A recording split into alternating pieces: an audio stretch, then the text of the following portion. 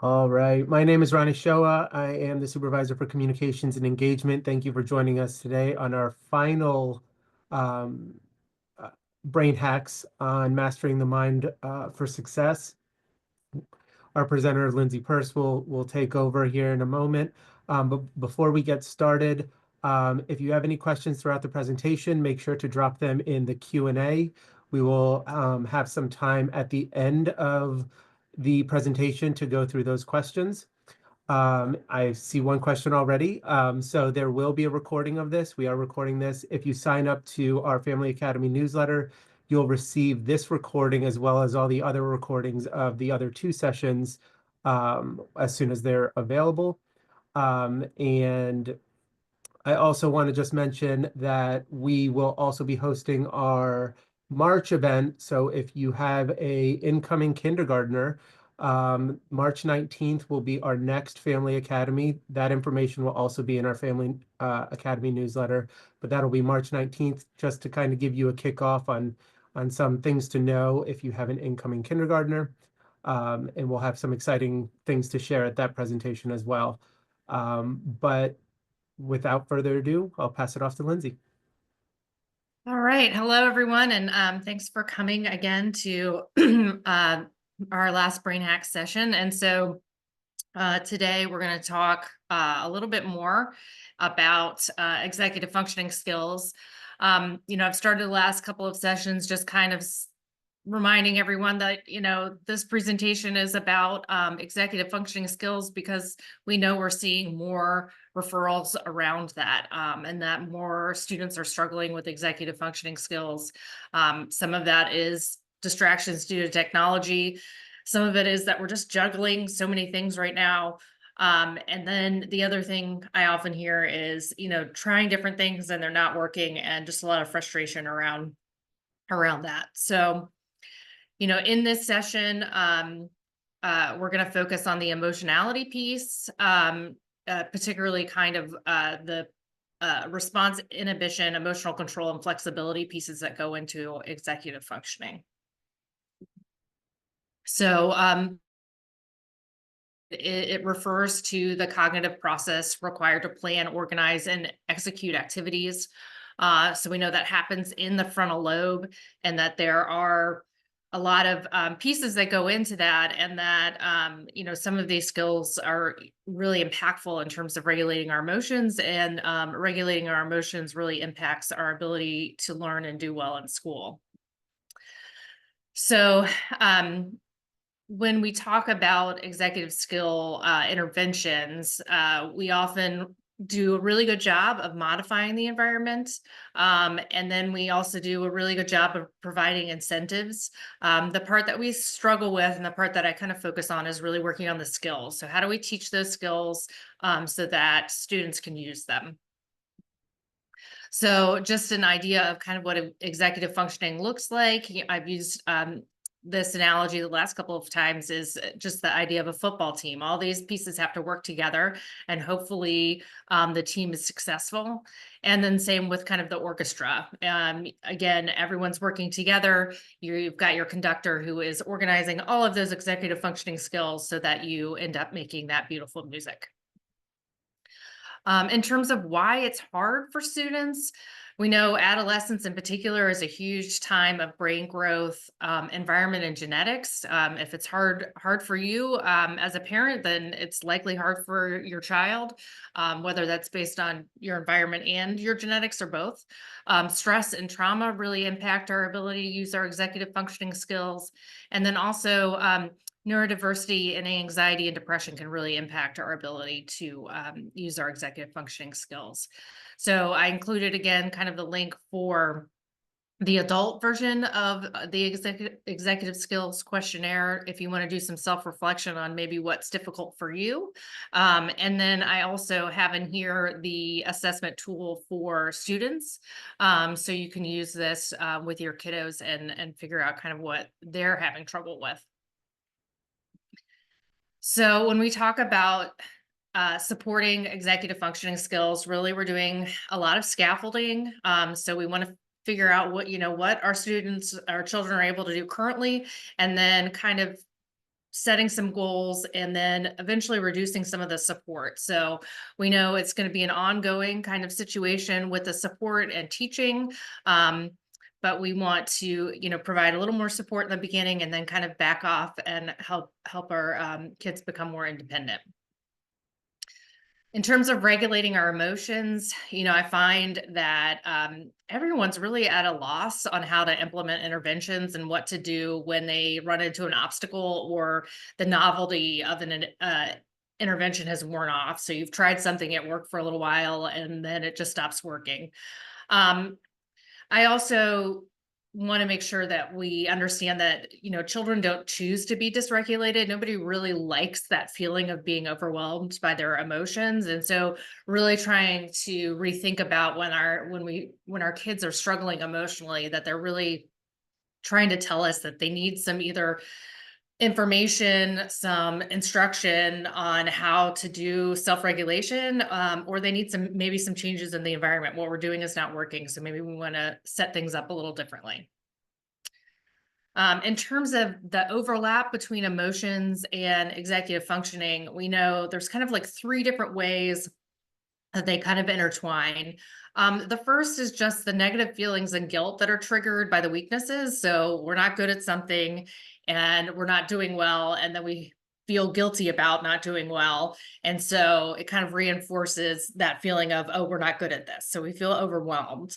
And I liked this graphic kind of about the ADHD paralysis, because I kind of see this a lot, and I think a lot of us can get kind of stuck in this, is that you wasted time, but you did know what needs to be done. You can't figure out how to start, you get stuck, you avoid it. And then you feel more stressed and behind, you're doing everything last minute, and then you're feeling guilty. So you can get really stuck in that cycle. One of the other ways it impacts us is just stress overall. So I talked, in the previous sessions about, we know that stress just reduces the effectiveness of our executive functioning skills. So we really have a reduced capacity to deal with all the things that we need to do. And the last part is, emotional control and frustration tolerance are part of executive functioning weaknesses, and are part of, an ADHD diagnosis. If you have that, it really is, we know that the impulsivity that you can show in your behavior also shows up in your emotions as well. And so it's all connected. So that dysregulation is not unusual if you are having some difficulty regulating other behaviors. So this is from Big Life Journal. It's a nice graphic kind of showing that if you're having trouble focusing, what people see is that distractibility. What they're not seeing is all of the unseen challenges, the emotions that you're having, the feelings, and just the needs that you need to have met that aren't being met in that particular situation. So having difficulty focusing is a lot more complicated than just being distracted. So one of the things I want to challenge us to do is really rethink unmotivated as overwhelmed. We see a lot of kids, we see a lot of students who are struggling with motivation, and I often question, is it really that they're unmotivated, or they're just totally overwhelmed? They don't know where to start. There's a lot of work to do. They've already gotten behind, and then it's just a lot easier to give up, especially if you don't feel like you have the skills to create a plan to move forward. And I'm a big fan of Calvin and Hobbes, so I threw this in here because I do hear students say, I don't care. And I'm not sure I totally buy that. I think they do care. I think they're overwhelmed and they don't know where to start. So it's easy to just turn it off and not care. So one of the other things that I'll challenge us to do as well is to think about oppositional students as being more dysregulated. So they're really struggling with regulating their emotions. They're very elevated. They're feeling super emotional, and then we're asking them to do things. And then we're surprised when they are defiant and not wanting to follow those directions. So really thinking about, if you're asking students or your kids to do something, if they're not regulated, emotionally regulated at that point, it's going to be difficult for them to comply with those directions. And then also procrastination. I think this is also another one of those things that comes into play with executive functioning skills, that we, think about procrastination as this thing that, we need to discipline it. We need, to be more strict about it. And there's a lot of guilt and shame around that procrastination. But really, one of the things that we need to think about is that actually being so hard on yourself adds more emotions to that, increases that kind of feeling of threat, stress response. And so it makes it worse. So we really need to think about how to reduce those negative emotions. And so that can be some of the things I've mentioned previously in terms of breaking the task into smaller parts, journaling, removing distractions, and then just that attitude of self-compassion. Because we need to forgive ourselves when we make those mistakes, and then also kind of coming up with a plan. So, recognizing it didn't go well, that happens. That is something that I struggle with, but now I'm going to make a plan on how to do better next time.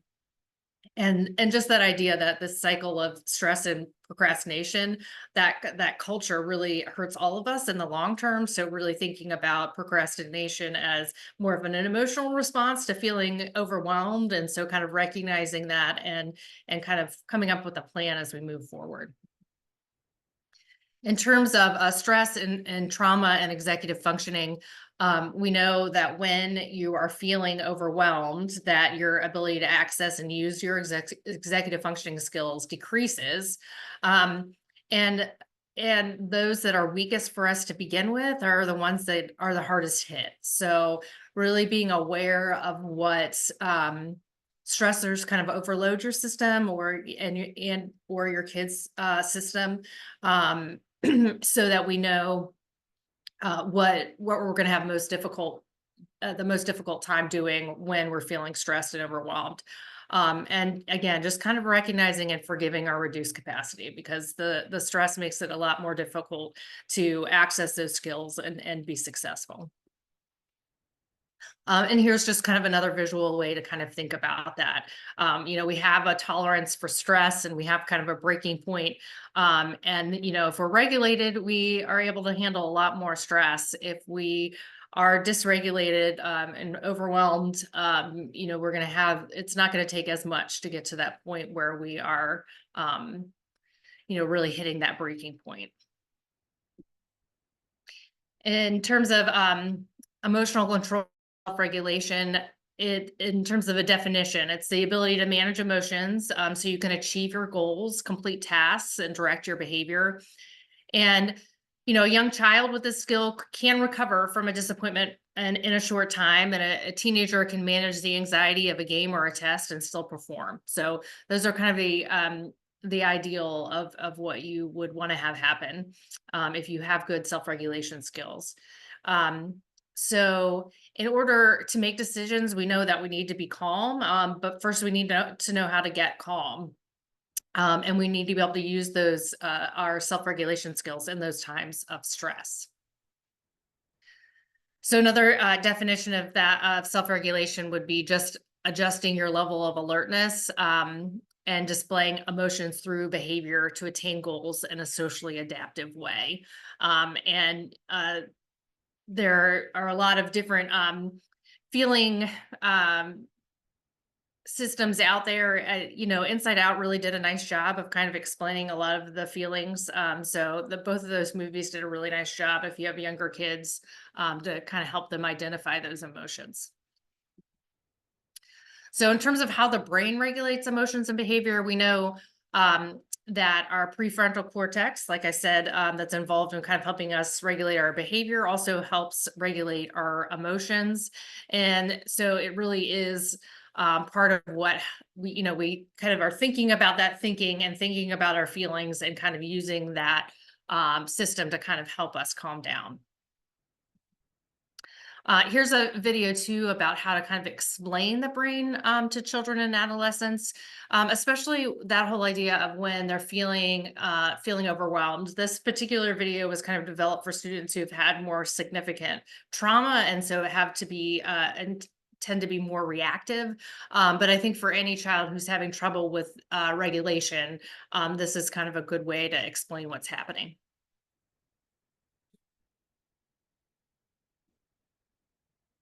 So I want to talk for a minute about how to teach the brain. One of the really important things that we know in trauma is that when we help people understand the injury trauma creates in the brain and help them understand how that Sorry. impacts the way they respond to other events in the world, it really helps them and their families move forward in their healing. So lots of people have given ways to teach the brain.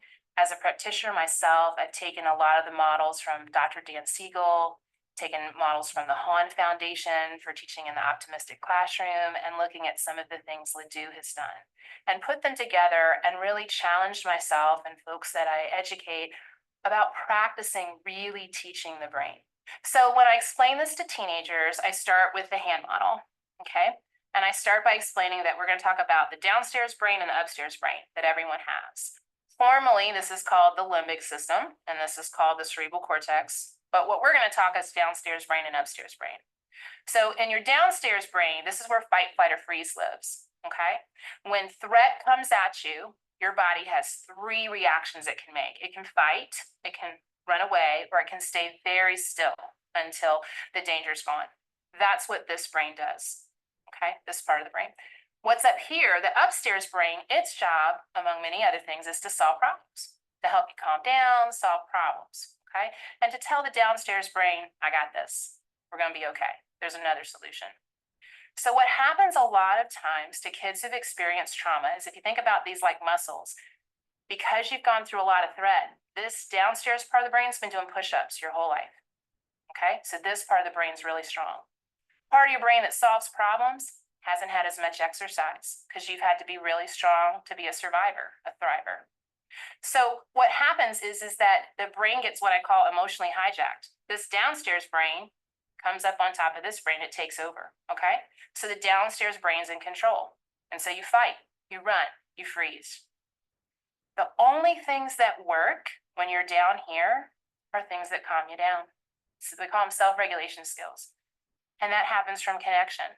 Somebody talking to you, helping you breathe, helping you feel your body calm down. Once that happens, then the upstairs brain can come back, and then you can solve problems. So that's how I try to explain to teenagers the downstairs brain and the upstairs brain, and what happens to them when they experience a threat. With young children, what I've found is they like animals. When I say young, probably 3 to 8 years old. Sometimes teenagers like it too. And so what we call this is the downstairs brain, that threat center again, is what I call the barking dog. If you think about when any noise or threat makes, usually a dog will bark. So this is the barking dog, okay? A problem solver is often called the wise owl. So upstairs is the wise owl, downstairs is the barking dog, okay? When the dog barks, the owl flies away. And so when the dog's barking, the only things they can do are maybe practice blowing bubbles, maybe practice breathing deeply, things that help the dog start calming down. And that's where you build their self-care strategies. They practice lots of different things to help the dog stop barking. The first skill being recognizing when their dog barks. Once they learn how to calm the barking dog, then the owl flies back, and then they can come up with solutions. And again, they're trying to get this muscle stronger. The problem for most people who are intervening, if you're talking to a family, most parents are going to naturally start with redirection and consequences for negative behavior. That's the first place they go. They're shaking fingers and telling somebody, stop that, you need to do this. That's an upstairs brain intervention, while most children who've experienced trauma are downstairs. So the term Siegel uses is you connect, then you redirect. The only thing that will calm a barking dog or the downstairs brain is helping that child calm down. And only then, once you teach the child to calm down, can you engage the part of the brain that solves problems and actually come up with solutions for better behavior choices. And that's why it's important to respond to the need, respond to the safety needs that get kicked up by threat, and not just react to the behavior that happens. All right. So I think, again, the piece with that, with she specifically is kind of talking about trauma, but I think that the nice part about it is that that works for all students who are sort of in that very emotionally dysregulated place.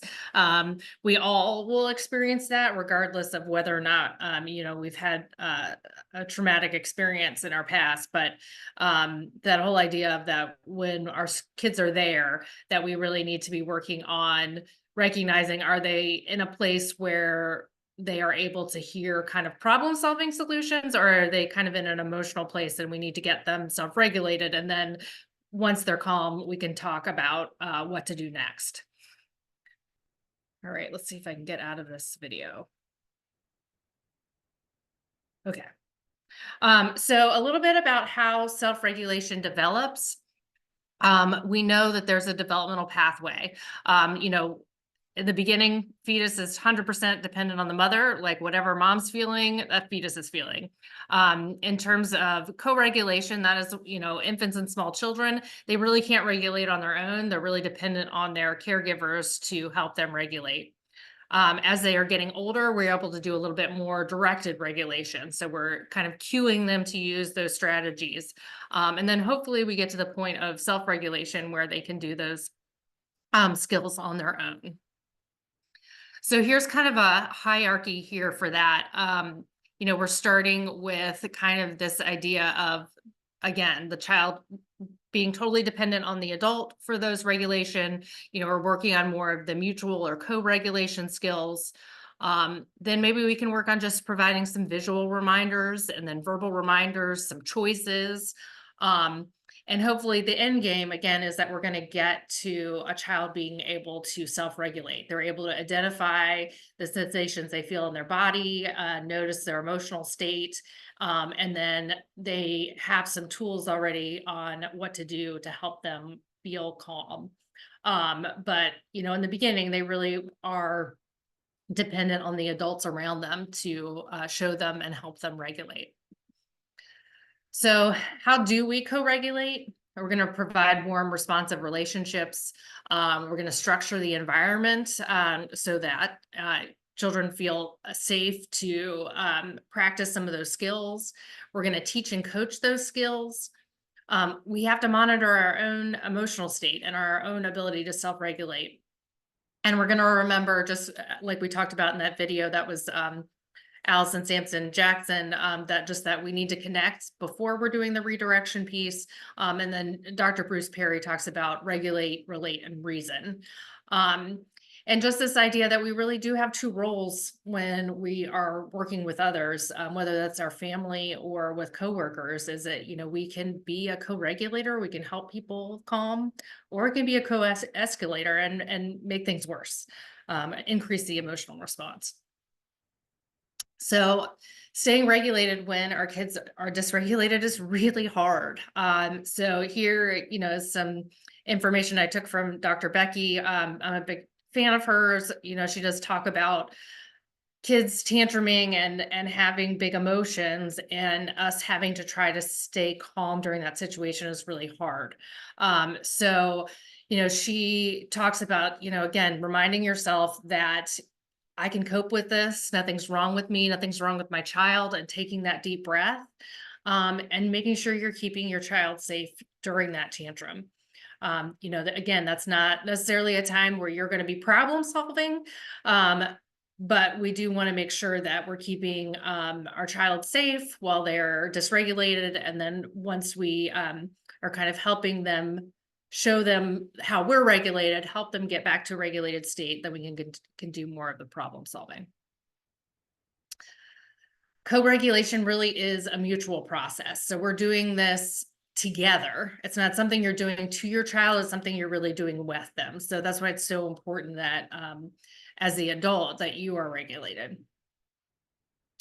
And back to this whole, the regulate, the connect and redirect. And so here's kind of an image for that, is that we really want to first help the child get regulated, feel calm.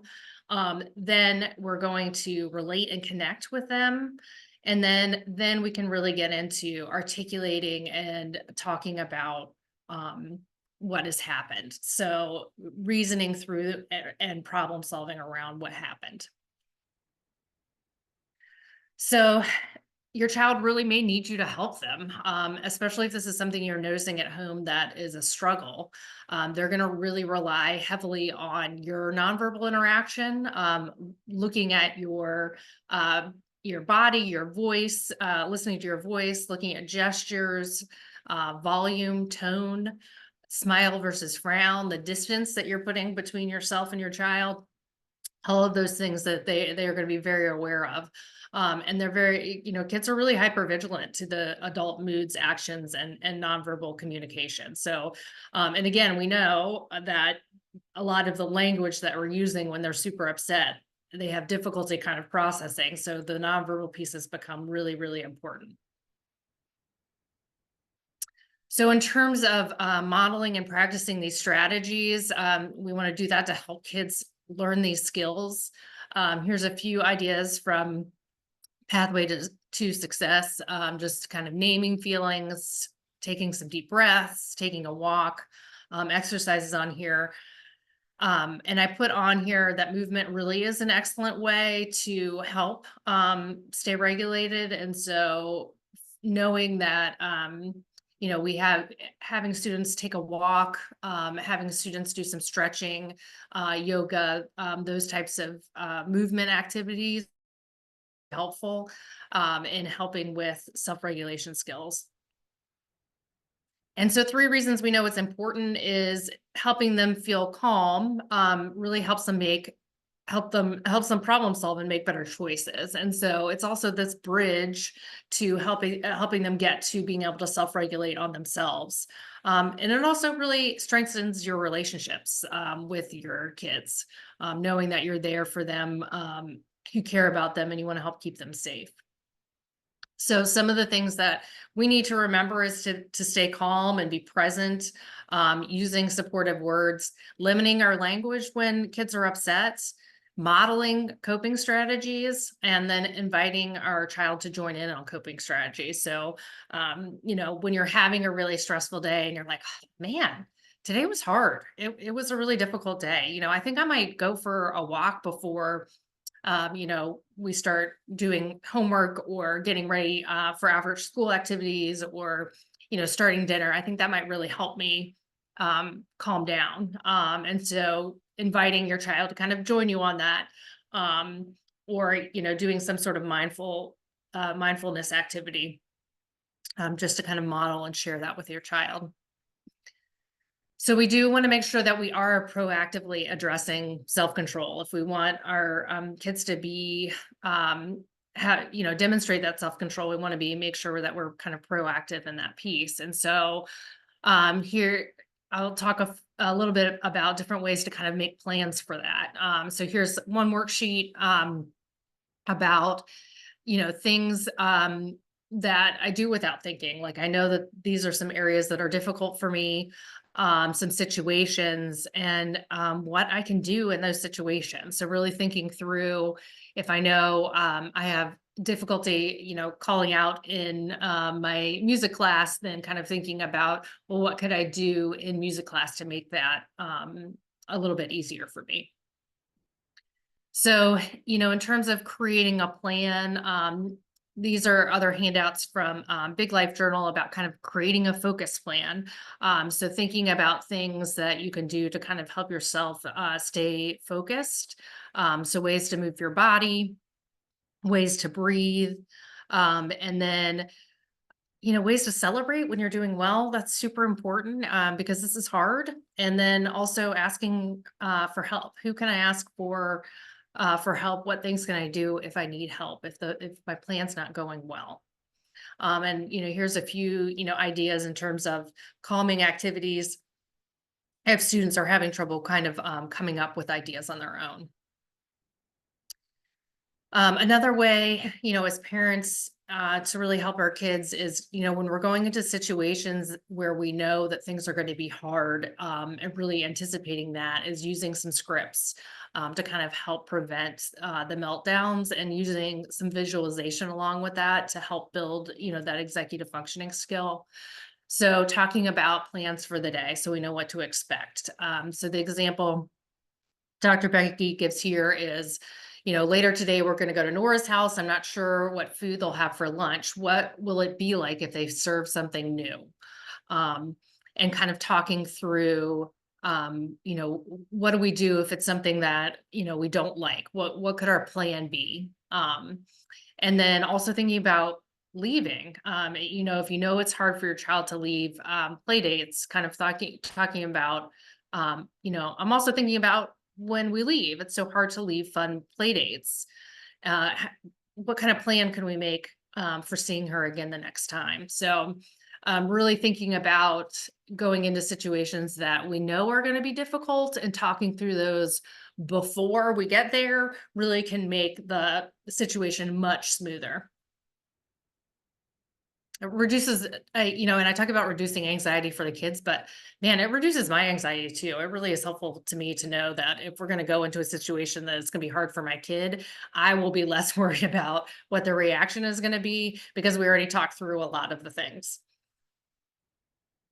In terms of teaching, some of the emotional self-control techniques, the books are really helpful. I included here the little spot books. I have a lot of them at my house and use them with my own children. I think they're really well written. The library, our public library, has an amazing kind of selection of books. So even doing a search and then even talking to the librarians, they're amazingly helpful in helping you find books on different topics. So if there's something particular that your child is struggling with, definitely recommend going there and kind of asking about different books. This is, again, teaching self-regulation strategies. And, my poor children have had to be part of this presentation, but this is kind of a book that, I made for my own child who was having some difficulty with some self-regulation. And, we talked about, this is a lot from the spot books that we talked about, because those have worked really well for us. So really creating kind of a book that we were reading to kind of review self-regulation strategies on a regular basis, and kind of included some pictures of him in there as well to kind of make it feel a little bit more personal to him and connected to him. And so, we really have talked about different strategies to do if we're feeling upset, using flexible thinking. And I do like the flexible thinking book, spot book, because they do kind of create a great example. The whole idea of being, the rigid oak tree versus the flexible palm tree, and what happens to those in the wind, I think is a really great visual for younger kids. I think it works great for older kids too, if you can get them to sit with a picture book. But you can do a little bit more talking with them about it versus using some of the pictures for the older kids, if they're going to be or feel like you're talking down to them with the picture books. This is another way, again, to kind of create some plan about tools. This goes along with the zones of regulation that a lot of the schools are using, and really kind of listing out what are some different things that I can do when I'm in those different zones to kind of help me calm down. In terms of check-in systems, we use these at school, and you can also use them at home. Just the idea of like a feeling thermometer or a chart. So being able to write down what emotion that, your kiddo is having, so that they can kind of talk through that. And then just a toolkit of the self-calming strategies, so having some printouts and visuals of things that your kiddos can do at home. So kind of like the handouts that I had from before, but also, having these different fidgets that, you can teach your child how to use. And I actually really love these things. We have a ton of fidgets at my house. They're pretty fun if you don't have any right now and haven't played with any of them. But they really can be really helpful when you're having difficulty being regulated, or having difficulty with some distractibility. They really are quite fun. So in terms of some self-regulation strategies specifically for schoolwork, part of what we have to do when learning these strategies is also put ourselves in the situations where we need to use them. So, if we're having some difficulty around test taking, taking a practice test at home, so that we can sit with that difficult feeling, and practice using our self-regulation strategies so that we can get through that practice test. And then also, just doing that studying over a short period of time is going to feel a lot less anxiety producing than trying to cram it all in, at the last minute. In terms of writing, discussing the prompt before, we start writing about the topic, I kind of back to that whole idea of planning before we kind of jump into that activity. And so using graphic organizers and things like that to help kind of work on some of those writing activities. So when we talk about response inhibition, it's the capacity to think before you act. So resisting the urge to say or do something before you've had a chance to evaluate the situation. So when we think about people who are strong in this, they're the voice of reason. They're the ones in the situation who are like, wait a second, what are we doing? And then, the people that struggle with this, we talk about them having like foot and mouth disease. They're always the ones that are like, the thought comes out of their mouth before they've really thought about the impact of what they're going to say. So, I think we know some of both of us we know both of these types of people. And so if we're going to work on some of those response inhibition pieces with our kids, we do want to think about, we know young kids have very little impulse control. So we are going to have to remove some of the temptations. We're going to have to set limits and provide supervision, because it's going to be difficult to not eat the cookies if they're right there. We also need to prepare students in advance for those types of situations. So similar to kind of the scripting that I was talking about before, but being more specific, this is more talking specifically about what are the rules. So reviewing the rules for recess. What are the rules on the bus? What are the rules for, gymnastics class before we even go into the situation, so that they're kind of like primed and right there in the front of our mind before we kind of go into that situation. And then the other piece is really thinking about what behavior in particular you might be working on. So if going into, gymnastics is going to be difficult, like following the directions of the coach, then, what are we working on today? We're going to listen to the coach. And so then at the end of that activity, really saying, gosh, you did such a great job listening to the coach today. Like, that's so great. So really, either providing that positive praise. Maybe you also want to, provide some sort of actual physical incentive, concrete incentive, but really making a, mini goal kind of before going into a situation, and then working on that, rewarding that when your child does well. Some strategies for careless errors is kind of teaching some of the sequences. So, any of the kind of acronyms that they have for proofreading. What is the sequence when you're solving word problems? Encourage some reading out loud when possible, because you have to, slow down. It's a lot harder to be impulsive when you're reading out loud. And then teaching students and your kids to check their work. Like, it's such a hard skill, I think, for all of us to go back and make sure we're really checking our work. We want to be done and we want to move on. But it's really important to be able to monitor, our success and find our mistakes as we're working on things. So strategies for some impulsive behaviors, we are going to teach some replacement behavior. So trying to work on saying, excuse me, before interrupting, or, putting up a finger when we need something. Catching your kids being good and using behavior specific praise. Like, I really liked how you saw I was on the phone, and so you put a finger up to let me know that you needed something, but you didn't interrupt. So being very specific about what the praise that we're giving. And then narrating or thinking out loud when we're modeling, stopping and thinking and reflecting. And so, in a situation where there's a lot going on, saying, I'm going to I need to stop for a minute. I need to think about all the things that are happening, and, kind of figure out what we're going to do next. And doing that out loud so that your kids can really see you model how to handle those situations.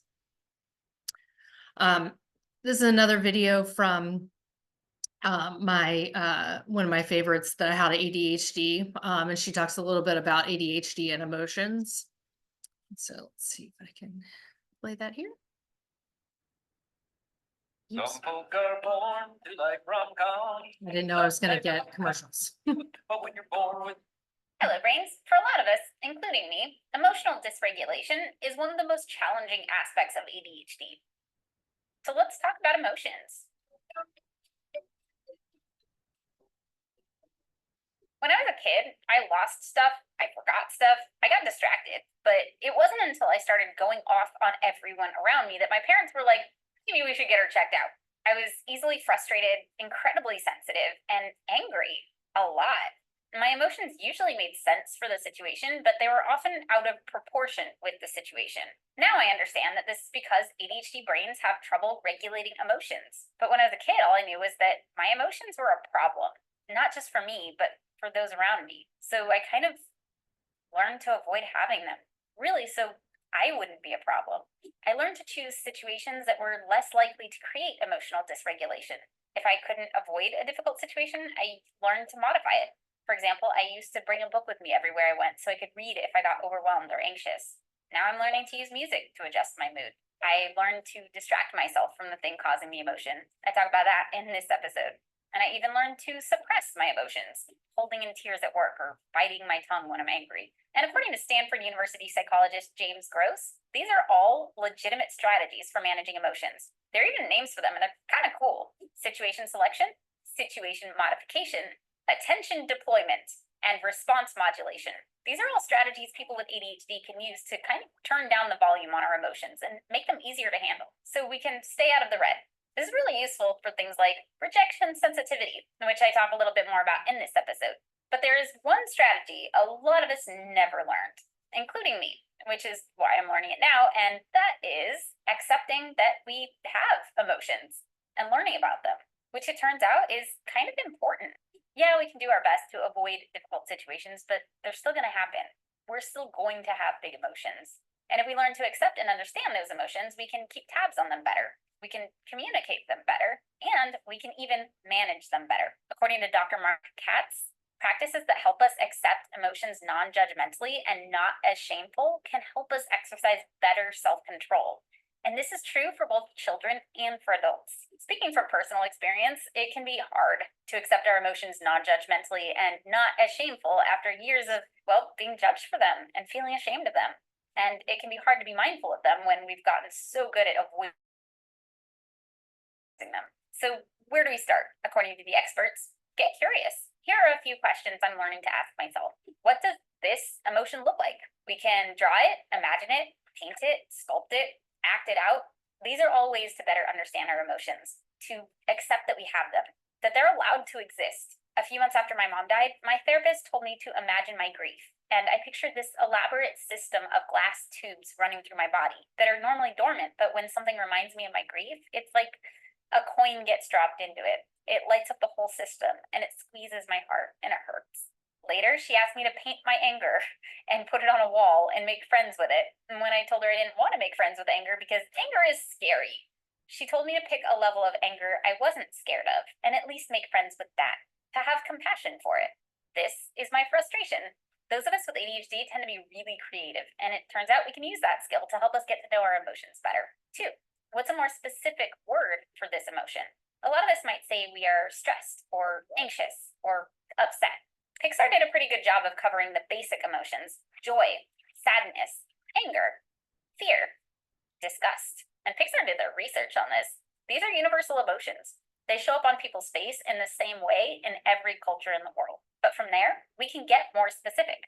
An emotion wheel is a great way to do that. Emotion wheels can help us find more exact names for our emotions. which is good because the more specific we can get about our emotions, the better we can communicate them. And just validating emotions, whether they're ours or someone else's, by recognizing and naming them, can make them easier to manage. It can be easy to think we shouldn't accept what we or someone else is feeling because we shouldn't feel that way, but validating emotions doesn't mean accepting the thoughts and behavior and perspective associated with those emotions.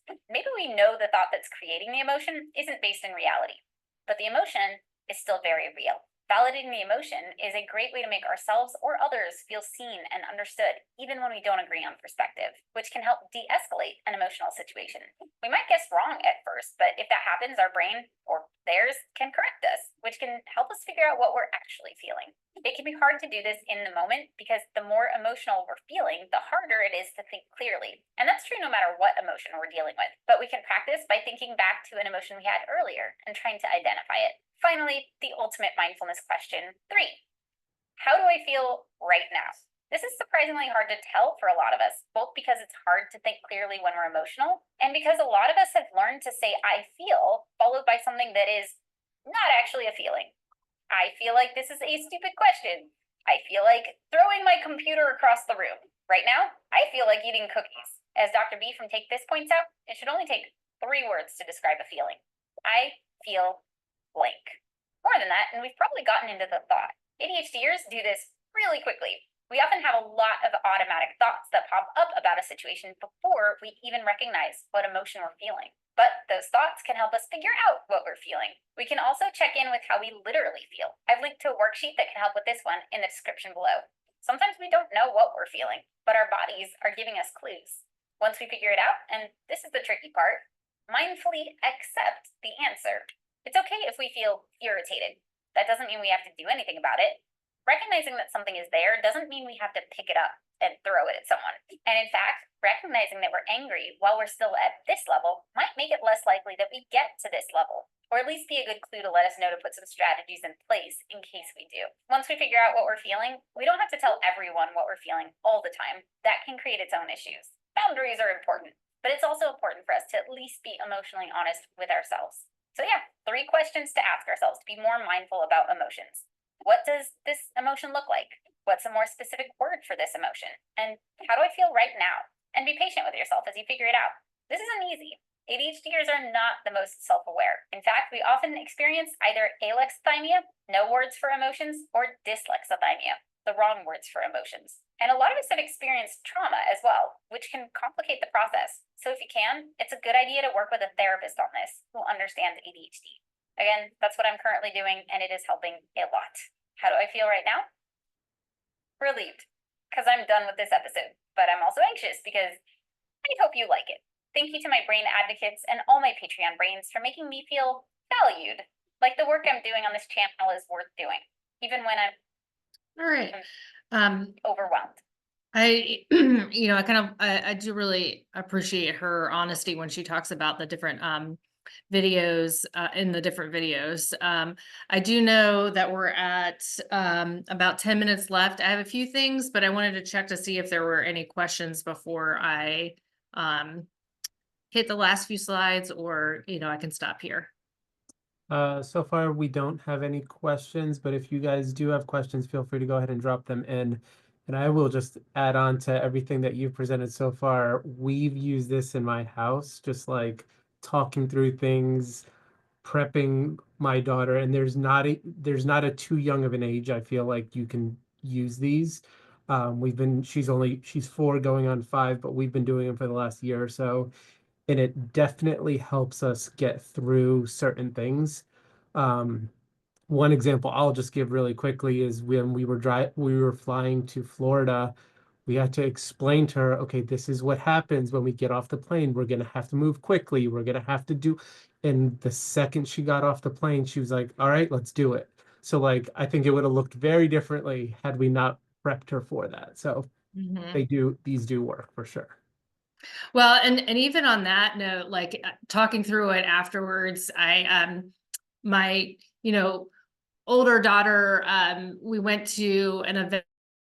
She came home like not in a good mood and really frustrated, and so we kind of talked through, and we realized that what she was expecting that situation and event to look like was very different than the reality of it. And I did not do a good job of kind of explaining what it was going to look like and really kind of helping her identify the disappointment that she was feeling was super helpful in terms of helping her kind of move through that emotion and kind of get back to a place, because she's kind of in that preteen phase and can be obnoxious, for lack of a better term, when she's not in a great mood. And she was really giving me kind of a hard time. And so once we sort of identified where that was coming from and where her frustration was, we moved through that situation and kind of got to a better spot much more quickly. So even if you make the mistake and don't do it prep beforehand, at least with your older kids, you can have kind of some of that discussion afterwards of sort of identifying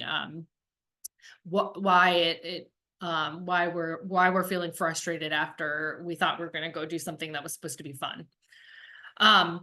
I will talk a little bit. She, talked some about mindfulness in that video. And so I just wanted to hit a little bit of that before we end today, because I think the mindfulness pieces really can be helpful for all of us in kind of dealing with stress. And then in those situations where we start noticing we're being a little bit more impulsive and we're not really thinking through the decisions that we're making, really being calm and regulated helps us increase our focus and attention and make better decisions. So here's a couple of ideas here. And, again, I think that this graphic does a kind of a nice job of we have so much going on, adults and teens probably more than some of our younger kids, but our mind is just so full of all the things that are going on. And we do know with, kids that have more neurodiverse brains may be juggling a lot more thoughts. They enjoy thinking about lots of different things. And so it can be really distracting. So just a basic thing is to think about, decide something to pay attention to, and kind of focus on, that object, if you're outside listening to the birds and, focusing kind of on bird noises.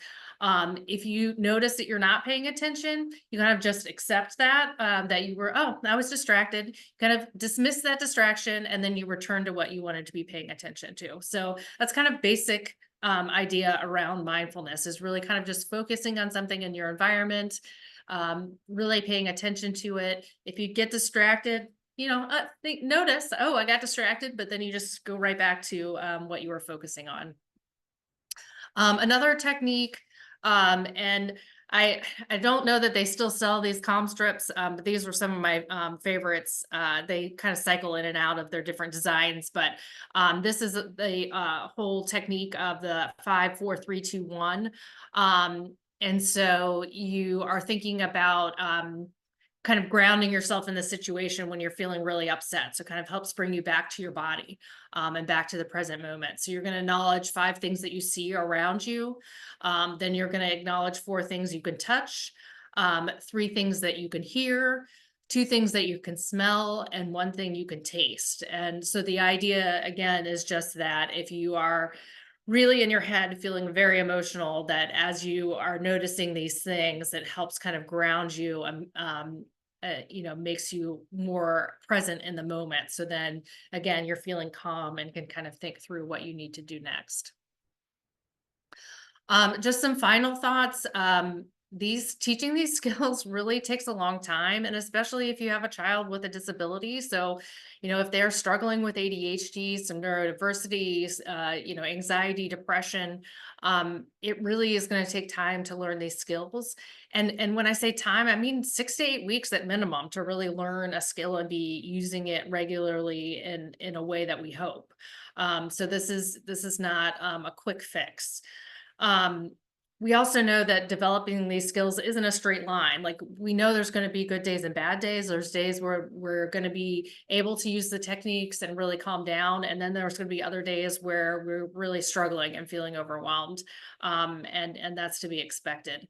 And so, I think about it really when we're teaching decoding and spelling skills to students with dyslexia. We know we're trying to really change how their brain works, and that's just not going to happen instantly. And we're not going to see the same trajectory for every student either. So just, giving yourself and your child grace as you're, building these skills. It is, it can be a long process. And so this graphic here, just that whole idea that, so, 2 weeks of daily journaling here, people did start to feel better. And this is, with adults, and they weren't specifically looking, at folks with difficulties with emotional regulation, but here, even then with adults, without executive functioning weaknesses, it still took about 2 weeks. But, I also like to always end too about taking care of yourself, because parenting is so hard. It is a really hard job. And it takes a lot of work and it takes a lot out of us. And we really need to make sure that we're taking care of ourselves and getting rest and setting boundaries so that we're able to be there and be available for our children to kind of help them work through these difficult things. Here are the resources that I've mentioned previously as well, a bunch of the books that I've kind of referenced through this presentation, or, kind of read for all 3 presentations. The websites as well that I have used. Here's some additional kind of apps. I really like both the Calm app and the Headspace app. They have some free aspects and then also some paid aspects in terms of, using different like mindfulness techniques and like calming strategies. There's also a lot of YouTube videos. I would say watch them first before you do any of them with your children, just to make sure they're appropriate. But there's a lot of them on YouTube if you want to find different calming videos or different mindfulness strategies and techniques. So that's can be a little bit cheaper and fit in your budget a little bit easier as well. These are, again, apps I mentioned last time, some of that work for different skills in terms of, helping with timing and creating, choices and different plans for, morning and afternoon routines. And this is the Pomodoro timer that I've mentioned that helps with getting work done. Sunsama app for putting in some time blocking to get things done, and then the Opal app for distractibility on devices. So that is all I have for today. If there are any questions, feel free to throw those out. And if not, thank you so much for being here with all the different sessions that I've done. I appreciated you guys being here. It's been fun for me. So I hope you enjoyed it too.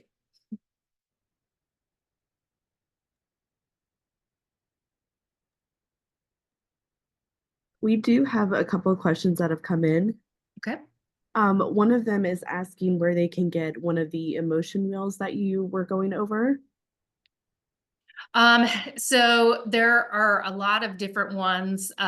If you just do a Google search, some of them are free and some of them are things that you have to pay for. The video that I referenced, she has some links if you go to the YouTube video, and that's in the Padlet there. If you follow that link and open it in YouTube, you can see where she has the links under the video. Awesome. And then the other question that we have come in is asking, at what age do you recommend a child be tested for ADHD? I think so in the school setting, I said during the first session, one of the nice things for us is that we don't really have to have a diagnosis to help students. We can help students with any of the emotional regulation, if they're having distractibility, all of those things without them having a diagnosis. So that's really kind of a personal decision for each family to kind of decide if they want to go and get specific on getting a diagnosis from a physician. But I would say at any age, if you have concerns, reach out to your teacher and, kind of ask if there's anything that you need, want to put in place or any questions that you have, because we always can put in student assistance plans for kiddos and have, any recommendations in there if they're having difficulty with any of the skills that I've mentioned. Excellent. Thank you, Lindsay. Thank you, everyone. We will share, if you sign up to our Family Academy newsletter, we will share this recording along with the other two items, the other two sessions that we had presented. We plan on that going out either this afternoon or tomorrow, depending on how long it takes for this recording to process. So I would recommend going ahead and signing up as soon as possible so you can get that. And then you'll also have a survey that pops up once you leave the meeting. We would greatly appreciate to hear back from you guys and how you felt this presentation as well as the whole series. And if there's anything else that you want to hear in future webinars that we have, Lindsay and I were just discussing before this, mindfulness being one of them. But some other topics that may be of interest to you all. So we want to be sure that we're giving you the resources that you actually want and not just assuming what we think you want. So again, thank you, Lindsay, for your time and your presentations. With that, I will say have a good afternoon.